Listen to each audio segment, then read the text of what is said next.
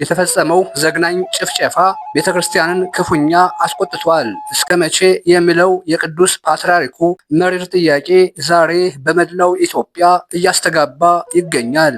ዛሬ በእጃችን የገባው ሰነድ እንደሚያሳየው ብፁዕ ወቅዱስ አቡነ ማትያስ በምስራቅ አርሲ የተፈጸመውን ግፍ በዝርዝር የገለጹበት እና ለመንግስት ጠንካራ መልእክት ያስተላለፉበት ነው። 37 ንጹሃን በግፍ መሰዋታቸው ብቻ ሳይሆን የታሪክ መዛግብት የሆኑ አብያተ ክርስቲያናት በእሳት መጋየታቸውንም ቤተ ክርስቲያናችን አረጋግጣለች። ዛሬ የዚህን መሪር መግለጫ ፍሬ ነገሮች በጥልቀት የማስደምጣችሁ ይሆናል። እስከ መጨረሻው አብራችሁኝ ቆዩ። ነገሩ የሚጀምረው ከጥቃቱ አስከፊነት ነው። ቅዱስ ፓትርያርኩ በመግለጫቸው ላይ እንደገለጹት በምስራቅ አርሲ ሀገረ ስብከት በጀጂ፣ በስሬ፣ በምቃሎ፣ በወለኔ እና በመርቲ ወረዳዎች በንጹሃን ኦርቶዶክሳውያን ላይ ዘግናኝ ጥቃት ደርሷል።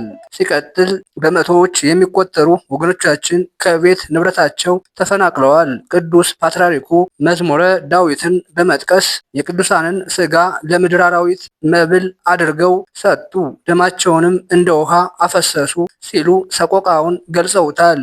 ይህ ጥቃት በሃይማኖታቸው ብቻ ተለይተው የተፈጸመ መሆኑን ቤተ ክርስቲያን በቁጭት አረጋግጣለች። በዚህ አላበቃም። ሰነዱ እጅግ አስደንጋጭ መረጃን ይዟል። ለዘመናት የቆየው የጀጁ ቅዱስ ገብርኤል ቤተ ክርስቲያን በእሳት መቃጠሉን እና የጀጁ አራዱ ኪዳነ ምሕረት ቤተ ክርስቲያን መዘረፏን ፓትርያርኩ ገልጸዋል።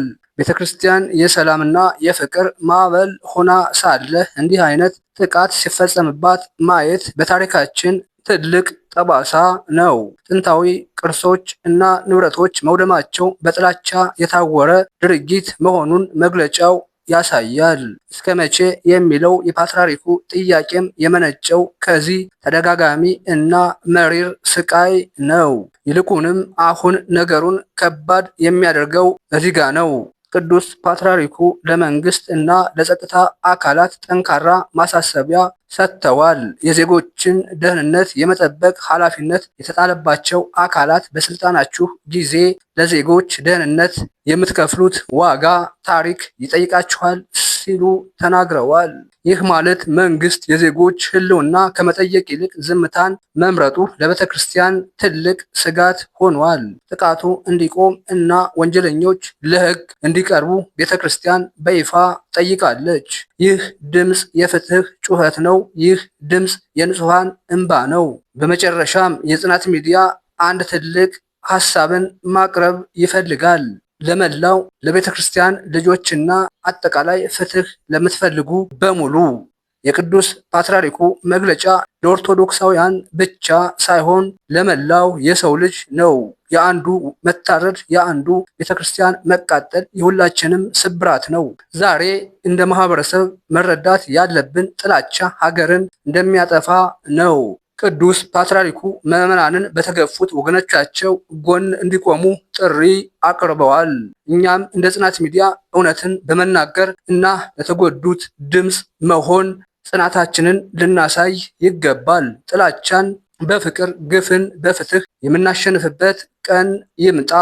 የጽናት ሚዲያ ቤተሰቦች የቅዱስ ፓትርያርኩን እስከ መቼ የሚል ጥያቄ እናንተ እንዴት አያችሁት? ይህንን ጭፍጨፋ ለማስቆም መንግስት ምን ማድረግ አለበት ትላላችሁ? ለተሰዉት ሰማዕታት እግዚአብሔር አምላክ የክብር አክሊል ያቀዳጅልን።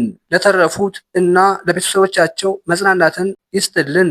ሐሳባችሁን በኮሜንት አጋሩን። ለጽናት ሚዲያ አዲስ ከሆናችሁ ሰብስክራይብ ማድረጋችሁን በፍጹም እንዳትረሱ። ፍትህ ለኦርቶዶክሳውያን፣ ፍትህ ለንጹሃን ወገኖቻችን። ቸር ያቆየን።